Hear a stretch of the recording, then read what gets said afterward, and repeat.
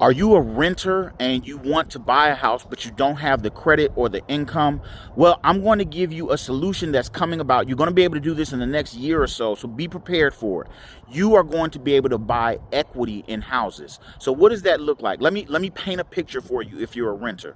So think about it like this. You pay rent. Let's say your rent is $1,200 a month. You pay rent every month. You get absolutely nothing for it other than the place that you stay in.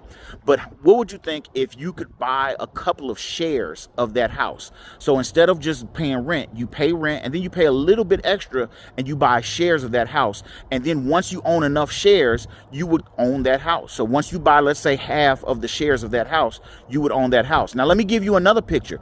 Let's say you get relocated or you need to move or you can't buy that particular house. Instead of losing your money, you can trade those shares, sell those shares, and then use those shares to buy equity in the next house that you move into. So in other words, you could continue to stack equity and build equity in the house that you want to buy. And whichever house you decide on, you would have built money up over time while you're renting and end up being a homeowner. This is where real estate is headed.